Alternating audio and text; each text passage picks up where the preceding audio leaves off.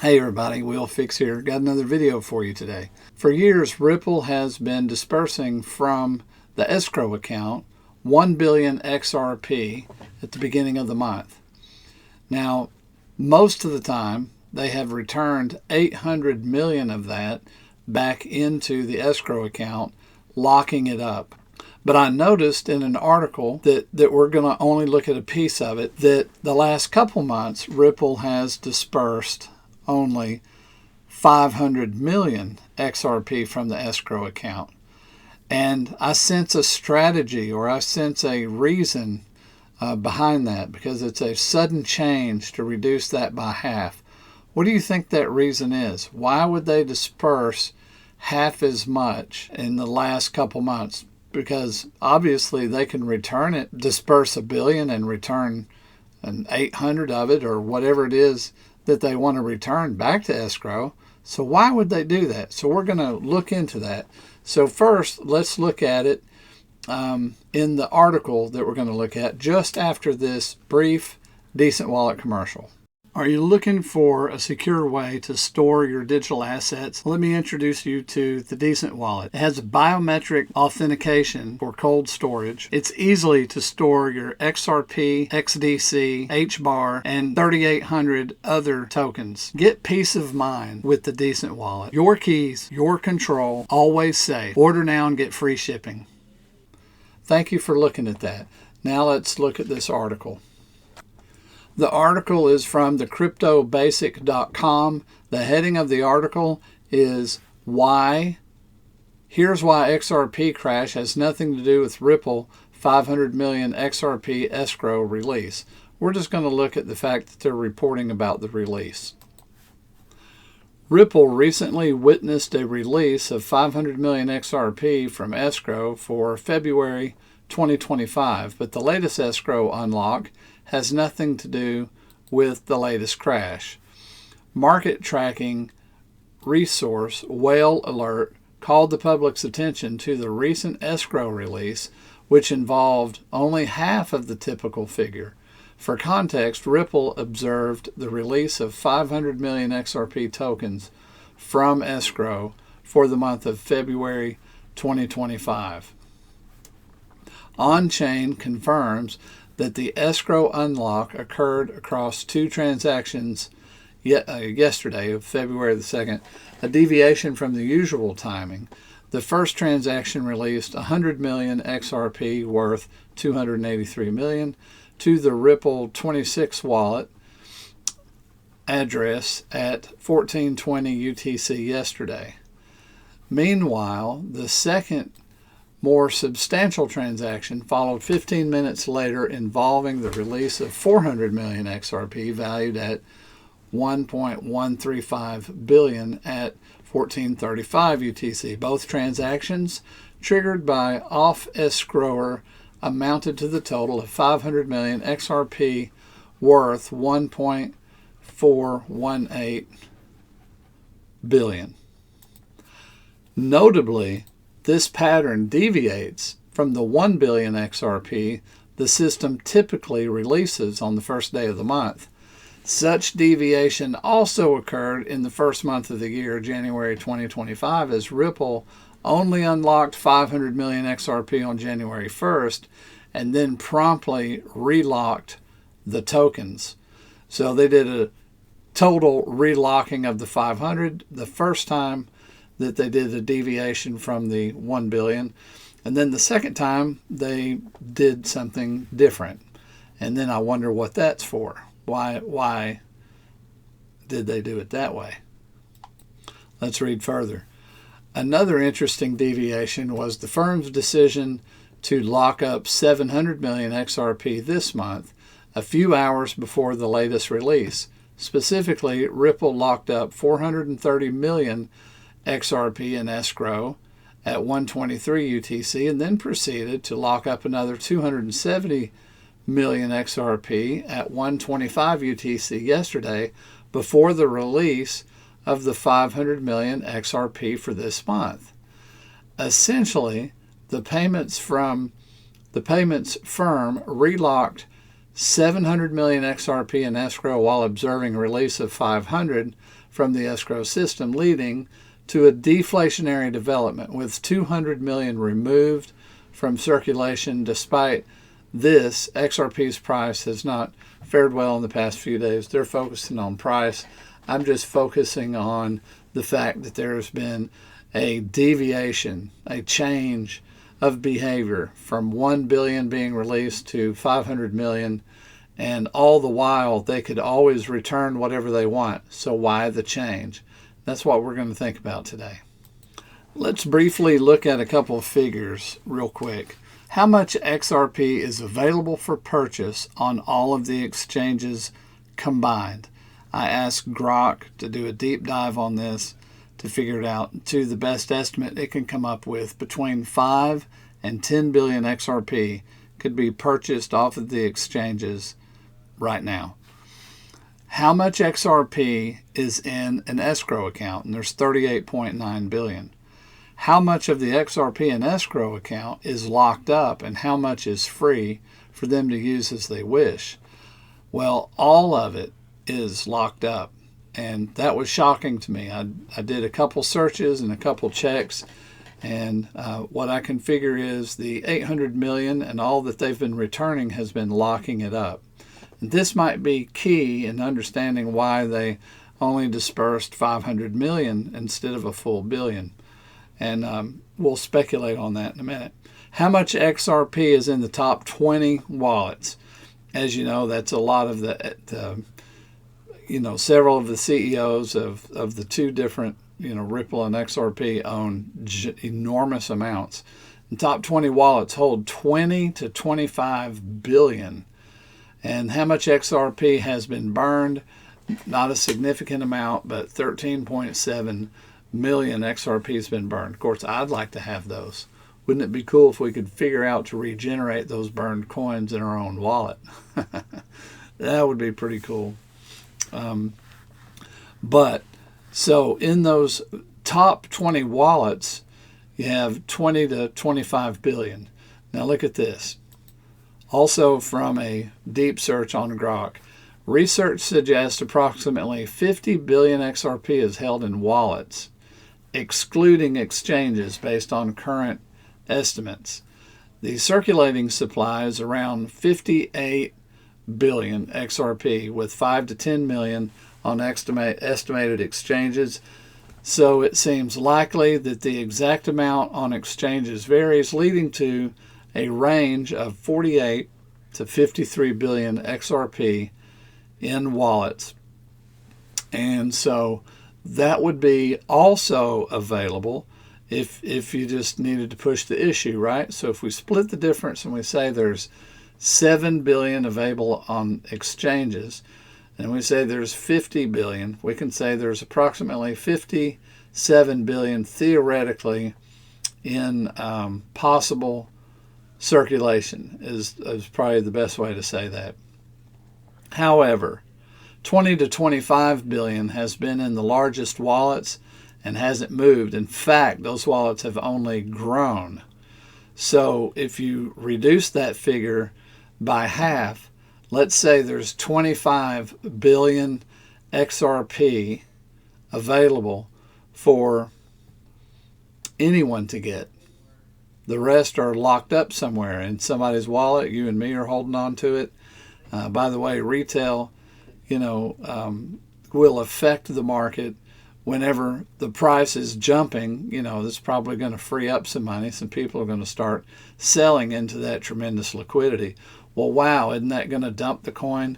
Not the liquidity that I'm talking about. The liquidity that I'm thinking about is banks and institutions jumping in on the game and buying enough. Like right now, if we say that there's approximately 25 billion XRP available, well, that times approximately $2.50 leaves us with, was that 62,500,000 or 62 billion, roughly $63 billion that can be moved.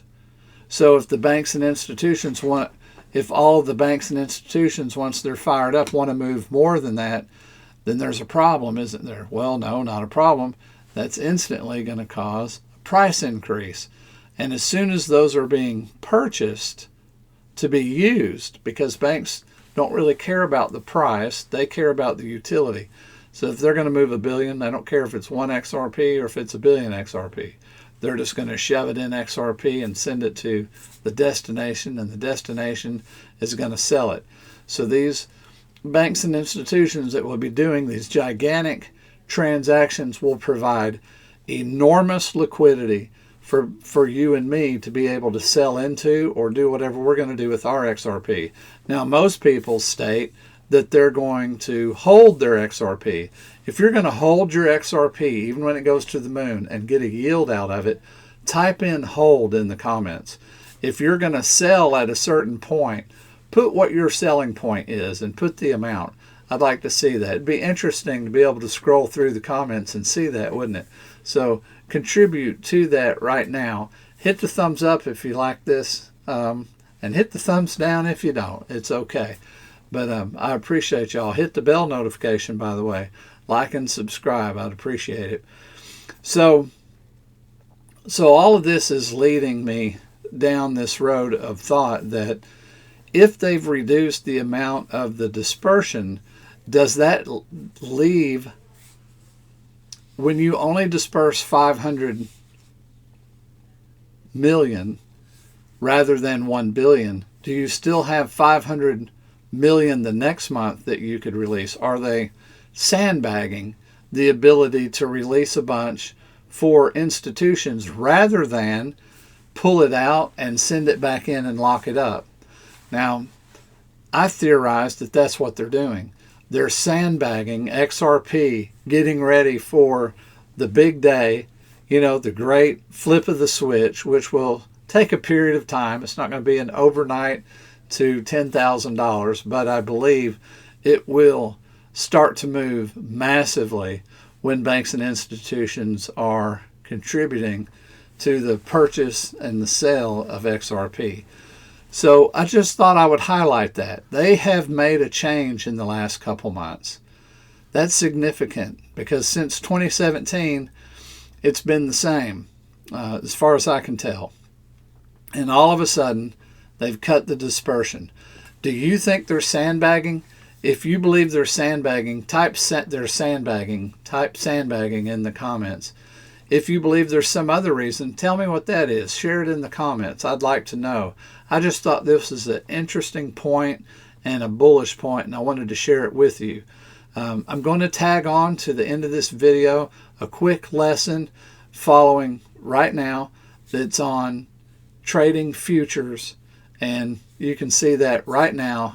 None of this is financial advice, but I wanted to show you how to place a trade in futures, perpetual futures, so there's no date problems. If you look on Coinbase, you can buy those that are dated, kind of like option contracts.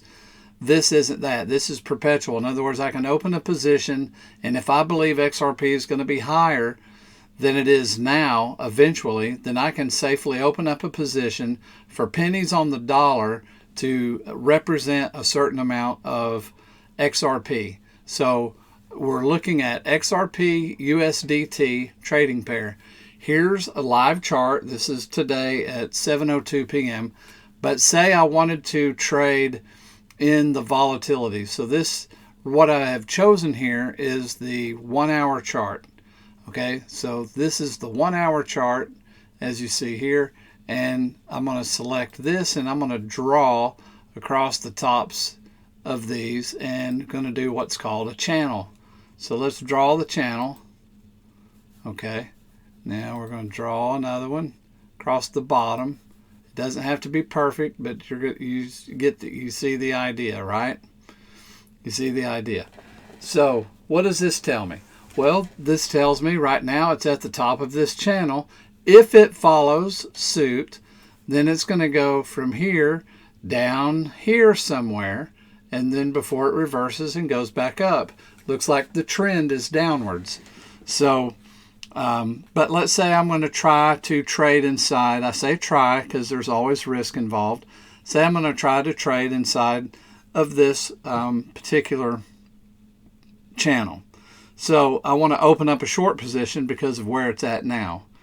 Okay, so I go over here. This is in short. I got it. That's on 9x. Let's increase that to 10. So I take a 10x position. I don't guess I saved it. Confirm. There we go. So we got a 10x position. I've selected market, but you could place a limit order and set the price. But here's a market order.